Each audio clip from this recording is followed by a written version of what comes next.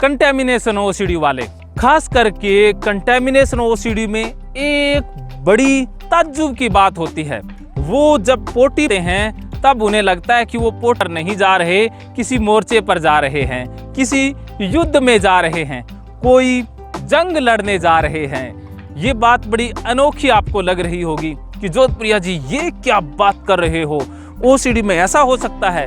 होता है, contamination OCD में ऐसे ही होता है, जिसमें हाथ बार बार धोते हैं, जो नहाते रहते हैं, वॉशरूम में ज़्यादा टाइम लगाते हैं, टॉयलेट से इतने ज़्यादा डरते हैं, इतने ज़्यादा खौफजदा रहते हैं कि टॉयलेट ना आए इसके लिए खाना पीना भी बंद कर देते हैं या कम कर देते हैं। कुछ महिलाओं ने मुझे यहाँ तक बताया कि सर, जब हम बाहर कहीं जाती हैं किसी शादी समारोह में तो हम खाना भी नहीं खाती, क्योंकि खाना खाएंगी तो टॉयलेट आ जाएगी, और टॉयलेट पर जाना, युद्ध पर जाना, जहाँ पर जन्म मृत्यु का सवाल हो जाता है, क्योंकि जंग में सिर्फ मृत्यु ही होती है, लेकिन ओसीडी में जो युद्ध होता है उसमें जन्म भी होता है और मृत्यु भी होती है।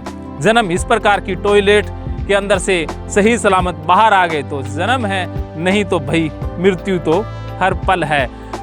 ऐसा ओसीडी के अंदर हो रहा होता है। कुछ महिलाएं यहाँ तक भी कहती हैं कि हम टेबलेट ले लेती हैं कि हमें टॉयलेट आए ही ना, वो टॉयलेट को बंद करना स्टार्ट कर देती हैं, लेकिन ऐसा हो नहीं सकता है, प्रकृति के साथ खिलवाड़ हो नहीं सकता है। इसी चक्कर में ओसीडी बहुत बढ़ जाती है। तो टॉयलेट दान नहीं होता है, टॉयलेट से संबंधित हमारी धारणा गलत है। अगर टॉयलेट गंदा होता तो हमें गाय का टॉयलेट या गाय का मूत्र भी गंदा लगना था, लेकिन हमारे बिलीफ या हमारी धारणा ऐसी बनी हुई है कि गाय तो हमारी माता है, तो गाय का गोबर या मूत्र हमें गंदा लगेगा ही नहीं। लेकिन इंसान का टॉयलेट हमने शुरू से ही, बचपन से ही गंदा माना है, तो गंदा हमें लगने लग गया है, गंदा है नहीं। तो आप जब भी टॉयलेट पर जाएं तो युद्ध वाली संभावना से ना जाएं। वहाँ पर कोई युद्ध नहीं है, कोई जन्म मृत्यु का सवाल नहीं है। टॉयलेट जाना बड़ी आनंद की बात है। जो नॉर्मल इंसान हैं वो टॉयलेट के बाद बड़ा आनंद महसूस करते हैं। टॉयलेट में कुछ लोगों का क्वालिटी टाइम होता है, वहाँ पर वो अपने साथ होते हैं, गुनगुना रहे होते हैं। वहाँ पर कुछ लोग ध्यान की अवस्था में होते हैं। लेकिन ओसीडी वालों के लिए एक युद्ध होता है, एक युद्ध क्षेत्र होता है। टॉयलेट का स्थान ओसीडी वालों के लिए युद्ध क्षेत्र है, जंग का मैदान है।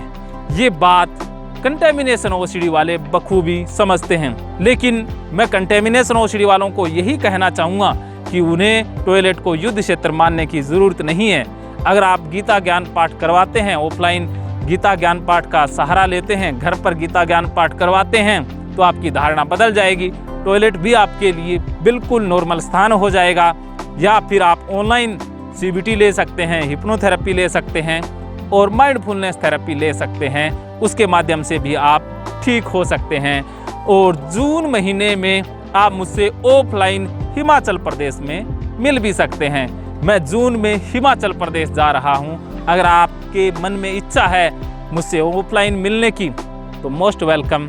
मानो तो मौज है, वरना समस्या तो हर रोज है।